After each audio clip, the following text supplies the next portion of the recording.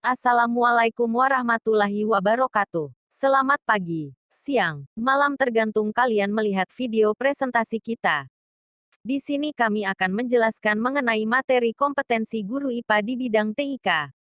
Sebelumnya, kami dari kelompok 9 dengan anggota kelompok Alivia Natasha Rahmahiza, Fahrun Nisa, dan Vita Mustika Sari. Selamat menyaksikan penjelasan materi kami. Di sini, saya akan menjelaskan mengenai cara supaya peserta didik nyaman di sekolah. Teknologi bisa diartikan sebagai alat-alat yang digunakan untuk menyelesaikan berbagai permasalahan dalam kehidupan sehari-hari. Kemudian, informasi memiliki arti yang sama halnya dengan pengertian data. Sedangkan komunikasi yaitu menyampaikan informasi.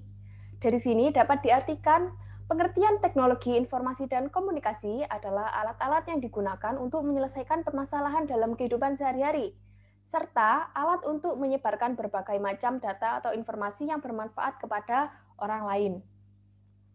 Penggunaan teknologi informasi dan komunikasi sebagai media pembelajaran dapat memanfaatkan perangkat komputer, laptop, handphone, dan lain-lain sebagai media pembelajaran yang inovatif dan tidak membosankan. Hal ini dapat merangsang perhatian, perasaan, pikiran, serta minat peserta didik sehingga proses pembelajaran dapat berjalan dengan baik.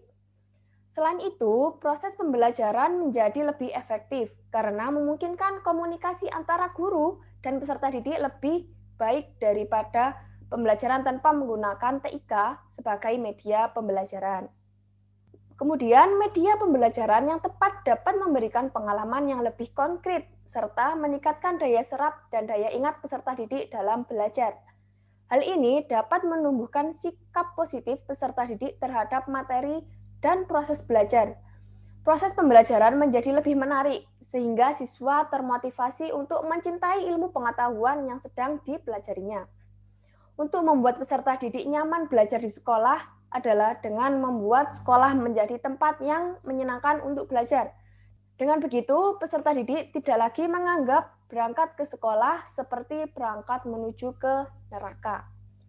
Untuk membuat sekolah terkesan lebih menyenangkan, teknologi informasi dan komunikasi dapat dimanfaatkan sebagai media pembelajaran yang menyenangkan.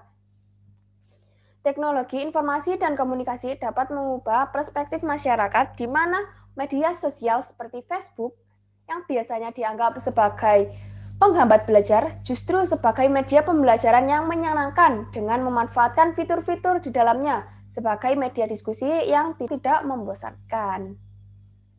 Ya, di sini saya akan menjelaskan tentang manfaat TIK bagi peserta didik.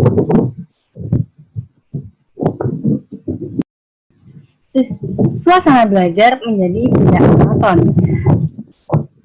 Dengan memanfaatkan TIK pada proses pembelajaran, tentunya peserta didik menjadi tidak melulu belajar pada hitam di atas putih saja. Hitam di atas putih di sini itu maksudnya adalah buku. Jadi, peserta didik bisa menemukan suasana baru dalam belajar dengan menonton video atau melihat PPT seperti ini, atau melihat LCD dan lain-lain yang berupa layar komputer. Jadi tidak melulu mereka hanya membaca buku. Nah, yang kedua, yaitu mempermudah proses pembelajaran. Tentunya dengan memanfaatkan TIK dalam proses pembelajaran, maka proses pembelajaran akan menjadi lebih mudah. Proses presentasi dalam kelas dapat berupa PPT seperti ini, sehingga tidak memerlukan banyak peralatan seperti buku atau kertas-kertas dan pulpen, spidol, dan lain-lain. Dan jadi pembelajaran jarak jauh juga seperti pada saat pandemi ini akan lebih mudah dengan adanya teknologi informasi dan komunikasi. Nah, yang ketiga, informasi yang tidak terbatas. Kita semua tahu kan, internet adalah sumber dari segala macam informasi yang ada. Tentang apapun, mulai dari info mata pelajaran, jurnal-jurnal, fenomena-fenomena alam, tutorial bahkan, dan lebih banyak hal lainnya. Adanya internet ini sangat mempermudah kita semua, bagi guru, bahkan peserta didik juga, dalam mengakses informasi-informasi melalui kayak Google, Chrome, dan lain-lain. Nah, yang keempat, yaitu jangkauan antara guru dan peserta didik akan menjadi lebih merata. Gimana sih maksudnya? Jadi misal ada 40 peserta didik, ada 40 siswa dalam sebuah kelas. Nah, tanpa adanya TIK dalam proses pembelajaran tersebut, peserta didik tidak akan bisa bertanya secara menyeluruh ke 40-40-nya. Tapi, jika kita memanfaatkan TIK dalam proses pembelajaran tersebut, seluruh siswa, seluruh peserta didik ke 40-40-nya akan bisa bertanya melalui web diskusi atau media-media diskusi yang disediakan guru secara online. Hal tersebut tentunya memanfaatkan TIK. Yang terakhir adalah proses belajar menjadi lebih menyenangkan. Oh, ini sangat jelas ya, karena TIK ini akan menjadikan belajar seperti tadi menjadi lebih bervariasi dengan beragam cara pengaplikasian materi kepada peserta didik. Nah, contohnya kita bisa menggunakan sosial media sebagai media untuk diskusi siswa. Di sini jadi siswa, maksudnya peserta didik tidak akan merasa bosan karena mereka dituntut untuk belajar. Mereka tidak akan merasa mereka sedang belajar karena mereka diskusi di dalam media sosial seperti Facebook, WhatsApp, dan lain-lain. Sehingga belajar akan menjadi lebih seru dan lebih menyenangkan. Saya akan menjelaskan tentang arti kata kompetensi. Pengertian kompetensi dari kata kompeten yang berarti kemampuan. Dalam bahasa Indonesia yang berarti mampu, yang memiliki makna berbeda-beda sesuai dengan konteks pembicaraan dan penggunaannya. Dalam Undang-Undang Republik Indonesia Nomor 2005, kompetensi guru diartikan sebagai seperangkat keterampilan dan perilaku yang harus dimiliki dan dikuasai oleh guru atau dosen dalam melaksanakan tugas profesinya. Tujuan disusunnya kompetensi guru sebagai tolak ukur atau acuan dalam pelaksanaan uji kompetensi pembinaan dan penyelenggaraan diklat maupun untuk kepentingan terhadap kompetensi guru dalam melakukan evaluasi tenaga kependidikan serta pengembangan bahan ajar. Konsep kompetensi berisi tentang kemampuan seseorang untuk melakukan tugas atau pekerjaannya sesuai dengan posisi yang sedang dipegang. Kompetensi disebut juga sekumpulan pengetahuan, keterampilan, dan perilaku yang harus dimiliki atau dikuasai dan diaktualisasi oleh guru dalam menjalankan tugas profesinya atau tugas profesionalnya. Sejalan dengan konsepsi ini, berbagai hasil penelitian menunjukkan bahwa kompetensi guru dimiliki dalam pengaruh kinerja guru. Organisasi yang sedang mendukung kompetensi seorang guru adalah organisasi KKG atau kelompok kerja guru dan MGMP atau musyawarah guru mata pelajaran. Organisasi tersebut wadah yang berwadah untuk bertujuan untuk kemampuan dan kinerja guru dalam melaksanakan tugas mengajar mereka. Saya akan menjelaskan tentang dimensi kompetensi. Nah, dimensi kompetensi di sini ada 5 macam: kognitif, watak, konsep diri, pengetahuan, dan keterampilan. Yang pertama adalah motif. Motif adalah dorongan untuk melakukan tindakan guna memenuhi keinginan diri sendiri. Contohnya, motif itu apa sih? Motivasi seseorang untuk melakukan sesuatu. Contohnya, seperti motivasi seseorang untuk melakukan suatu pekerjaan, motivasi seseorang untuk belajar, motivasi seseorang untuk bermalas-malasan. Itu adalah motivasi. Itu adalah masuk ke dimensi motif.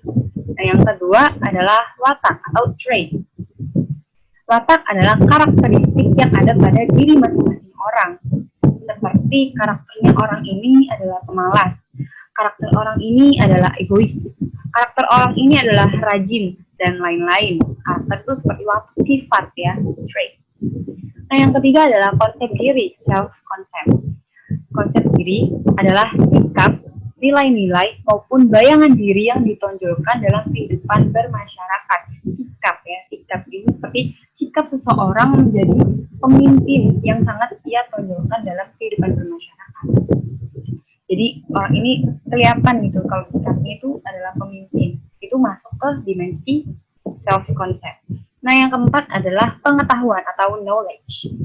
Pengetahuan itu informasi yang dimiliki seseorang terhadap suatu bidang, seperti guru yang memiliki pengetahuan untuk menjadi guru, pengetahuan tentang keguruan, terus dokter, yang memiliki pengetahuan tentang kedokteran, dan lain-lain. Itu masuk ke dimensi knowledge. Dan yang terakhir, yang kelima, adalah dimensi keterampilan atau skill. Kita semua ini, pengertiannya dulu. Skill adalah, atau keterampilan adalah kemampuan seseorang untuk melakukan suatu pekerjaan. Jadi kita semua tuh punya skill, masing-masing orang itu pasti punya skill. Ada yang skillnya menggambar, menyanyi, menari, ada yang fotografer. Nah, contohnya seperti itu. Seperti fotografer yang dia terampil dalam mengoperasikan kamera. Itu seseorang tuh berbeda-beda ya, setiap orang, dan semua orang pasti punya skill, pasti punya keterampilan masing-masing.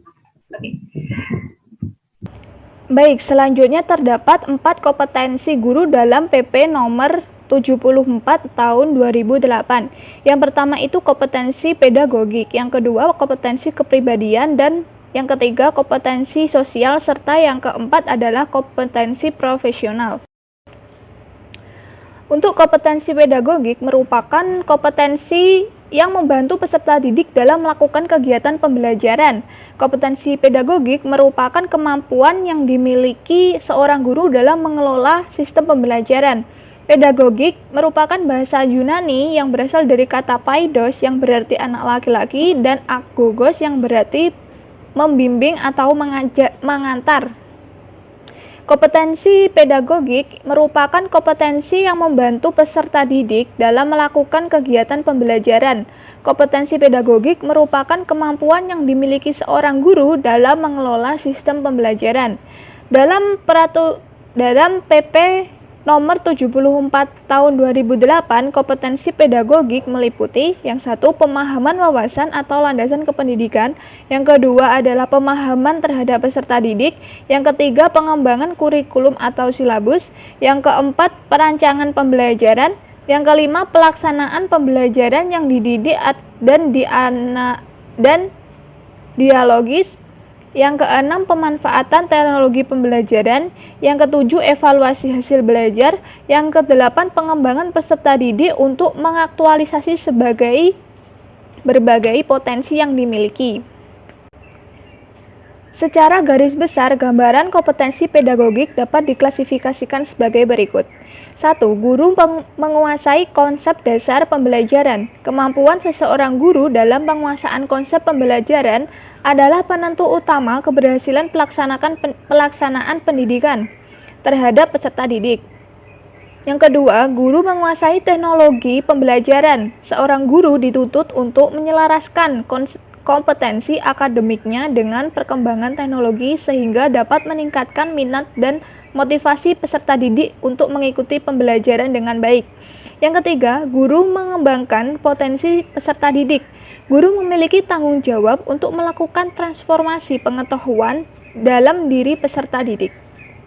Selanjutnya adalah kompetensi kepribadian.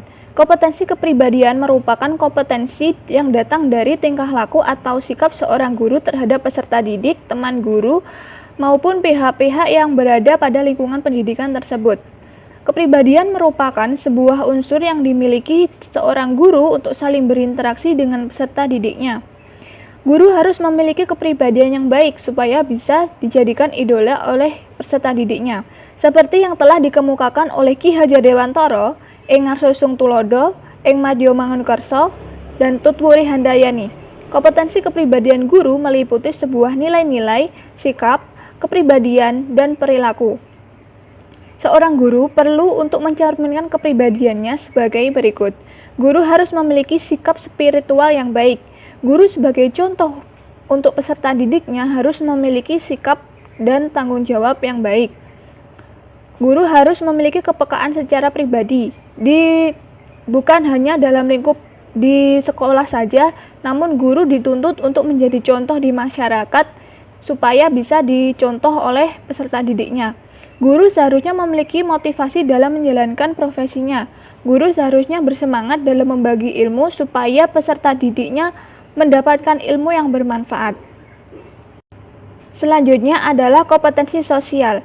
Kompetensi sosial ini menekankan kemampuan guru untuk membangun hubungan yang baik dengan seluruh pelangkat dalam lingkup pendidikan, terutama dengan peserta didik, orang tua atau wali siswa, rekan profesi maupun masyarakat setempat yang dapat menunjang aktivitas pembelajaran. Fungsi dari kompetensi sosial adalah mengharapkan guru menjadi pelopor pembangunan yang menyadari bahwa keberadaan dirinya itu di tengah-tengah masyarakat dan berperan sangat penting untuk memberi motivasi dan menjadi inovator dalam pembangunan pendidikan. Sebagai perintis serta pelopor pendidikan dimanapun berada, dan sebagai pengkaji dan peneliti sebuah ilmu pengetahuan dan menjalankan profesinya dalam bentuk pengabdian. Dalam PP nomor 74 tahun 2008, kompetensi sosial meliputi 1. Berkomunikasi lisan, tulis, atau isyarat secara santun. Dalam berbahasa lisan, guru harus menata pembicaraannya dengan santun, dengan sopan, karena guru adalah pelopor. Menggunakan teknologi komunikasi dan informasi secara fungsional. Dalam kemajuan zaman, guru harus bisa memanfaatkan teknologi dengan cermat dan fungsional, tidak menyalahgunakan. Bergaul secara efektif dengan peserta didik, sesama pendidik, tenaga kependidikan, pimpinan satuan pendidikan, orang tua, atau wali peserta didik. Jadi, guru tidak boleh memilih-milih dalam bergaul. Bergaul secara santun dengan masyarakat sekitar dengan mengindahkan norma serta sistem nilai yang berlaku. Guru harus bisa menjadi contoh bagi dirinya sendiri, peserta didik maupun untuk masyarakat. Menerapkan prinsip persaudaraan sejati dan semangat kebersamaan. Yang terakhir adalah kompetensi profesional. Kompetensi profesional ini berkaitan erat dengan profesionalitas secara teoritis dan aplikatif seorang guru dalam menjalankan profesinya sebagai guru dan melaksanakan setiap tugasnya yang berkaitan dengan pembelajaran peserta didik. Setiap aktivitas kependidikan seorang guru dituntut untuk memiliki kompetensi profesional yang memadai. Kompetensi profesional seorang guru dapat dipahami sebagai kemampuan seorang guru untuk mampu memposisikan guru sebagai seorang ahli dalam melaksanakan tanggung jawab pembelajaran di lingkungan pendidikan. Adapun PP nomor 74 tahun 2008, kompetensi profesional meliputi yang pertama, menguasai materi secara luas dan mendalam sesuai dengan standar isi program satuan pendidikan, mata pelajaran, dan kelompok mata pelajaran yang akan diampu. Jadi guru itu harus menguasai sesuai bidangnya yang akan disampaikan oleh peserta didik. Akibatnya jika guru itu tidak mahir dalam bidangnya, maka akan terjadi miscommunication tentang pembelajaran pada peserta didik. Yang kedua, menguasai konsep dan metode disiplin keilmuan, teknologi, atau seni yang relevan yang secara konseptual menaungi atau koheren dengan program satuan pendidikan, mata pembelajaran, atau kelompok mata pembelajaran yang akan diampu. Maka penguasaan konsep itu sangat penting bagi guru. Jadi sebaiknya itu guru mengajar sesuai dengan mata pelajaran yang diampunya. Selanjutnya, mengenai kompetensi guru IPA SMP atau MTS. Kompetensi guru IPA di tingkat SMP atau MTS yang pertama yaitu menerapkan dan memahami hukum-hukum, konsep-konsep, dan teori-teori IPA secara fleksibel. Yang kedua, mempelajari proses terjadinya gejala alam melalui proses berpikir IPA. Kemudian, mendeskripsikan proses dan gejala alam dalam penggunaan bahasa simbolik. Selanjutnya, memahami hubungan berbagai cabang IPA, serta hubungan IPA dengan matematika dan teknologi.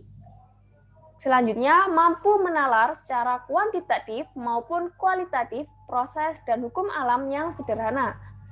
Kemudian, menjelaskan berbagai fenomena alam dan menerapkan konsep, hukum, dan teori IPA. Kemudian, menjelaskan hukum-hukum IPA yang ditemukan dalam kehidupan sehari-hari di bidang teknologi. Kemudian memahami ruang lingkup serta kedalam IPA sekolah. Menerapkan sikap inovatif dan kreatif dalam pengembangan penerapan di bidang IPA. Kemudian menguasai dan memahami prinsip dan teori dalam mengelola dan menjaga keselamatan belajar atau kerja di laboratorium IPA sekolah. Kemudian, meningkatkan pembelajaran IPA di kelas atau laboratorium dengan menggunakan alat-alat ukur, alat peraga, alat hitung, dan piranti lunak komputer. Selanjutnya, melaksanakan eksperimen IPA menggunakan cara yang benar. Kemudian, memahami sejarah tentang perkembangan IPA serta pemikiran yang menjadi dasar perkembangan tersebut. Yang terakhir, merancang eksperimen IPA untuk media pembelajaran atau penelitian. Nah, selanjutnya penerapan kompetensi TIK guru. Di sini kompetensi TIK guru yang pertama, TIK menjadi kompetensi dan skill yang dimiliki seorang guru. Di sini, guru dituntut untuk memiliki keahlian dalam kompetensi menggunakan media TIK untuk proses mengajar di bidang pendidikan. Kemudian, mengelola suatu bahan mentah melalui proses pembelajaran dengan peserta didik. Kemudian, mengajarkan suatu pengetahuan kepada peserta didik yang bersifat up-to-date dan tidak berkesudahan. Kemudian, memberikan pelajaran tentang cara belajar dengan efektif dan efisien bagi siswa maupun guru. Selanjutnya, mewujudkan bahwa belajar merupakan proses yang dilakukan seumur hidup oleh semua manusia atau individu. Kemudian yang kedua, TIK sebagai infrastruktur pembelajaran, yang mana guru ini dituntut mampu menyimpan bahan mengajar dalam format digital. Sudah banyak sekali contoh format digital yang digunakan sebagai bahan ajar, seperti Google Classroom, Edmodo, dan lainnya. Kemudian guru membantu pembelajar, infrastruktur, dan peserta didik aktif bergerak dari suatu tempat ke tempat lainnya. Teknologi yang praktis sangat membantu di bidang pembelajaran, digunakan untuk mengakses materi atau mencari materi. Selanjutnya, memudahkan proses pembelajaran dapat dilakukan di mana dan kapan saja. Selain sangat fleksibel, materi yang terdapat di internet sangat up-to-date. Membuktikan perbedaan fisik geografi tidak menjadi batasan pembelajaran karena semua orang bisa mengakses secara bersamaan. Kemudian menerapkan fenomena the network is the school. Yang ketiga, penerapan kompetensi TIK guru yaitu TIK sebagai sumber bahan belajar. Yang mana ilmu pengetahuan berkembang sedemikian cepatnya. Yang mana menunjukkan guru hebat yang tersebar di penjuru dunia dengan menerapkan TIK di sini. Kemudian pembaruan buku-buku, referensi, dan bahan ajar dengan kontinu. Inovasi memerlukan kerjasama pemikiran. Dengan teknologi, proses waktu pembelajaran menjadi lebih singkat. Kemudian yang keempat, TIK sebagai alat bantu dan fasilitas pembelajaran. Yang mana penyampaian pengetahuan seharusnya mempertimbangkan konteks dunia nyata. Kemudian menyediakan berbagai ilustrasi sehingga memudahkan proses belajar. Selanjutnya, mengharapkan pelajar melalui eksplorasi terhadap pengetahuannya secara lebih bebas dan mandiri. Kemudian, mengakui pengetahuan berasal dari interaksi antar siswa dan guru. Kemudian, memberikan fasilitas antara pendidik dan peserta didik. Kemudian, yang kelima, TIK sebagai pendukung manajemen pembelajaran. Yang mana TIK di sini menyediakan dukungan belajar kepada peserta didik.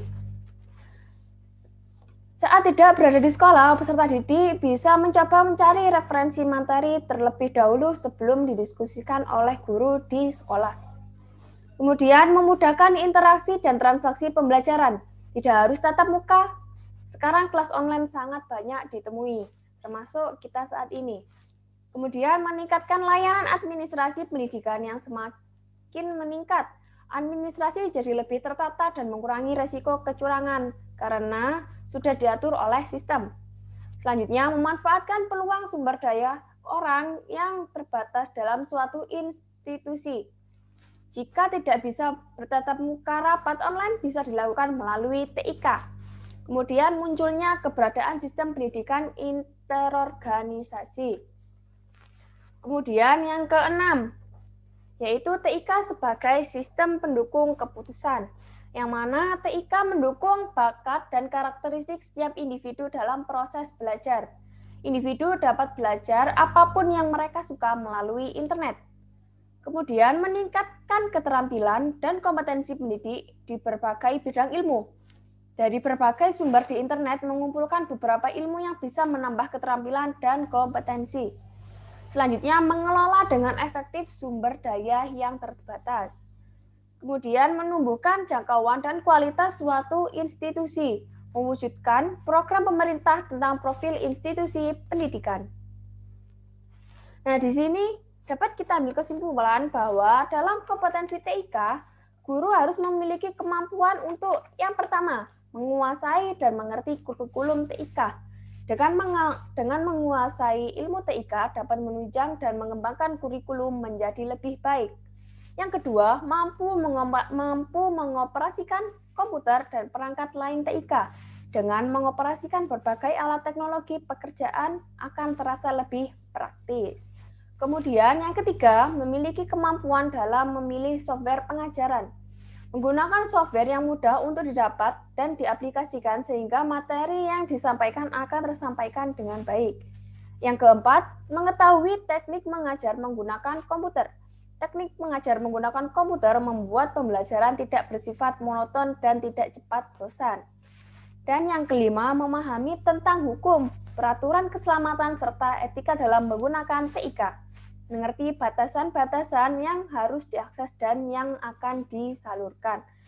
Dan yang terakhir, memiliki kepekaan terhadap teknologi terkini dalam dunia pendidikan, yakni selalu up to date untuk menggali ilmu lebih mendalam dan tidak ketinggalan zaman. Sekian presentasi dari kami. Terima kasih atas perhatiannya. Cie.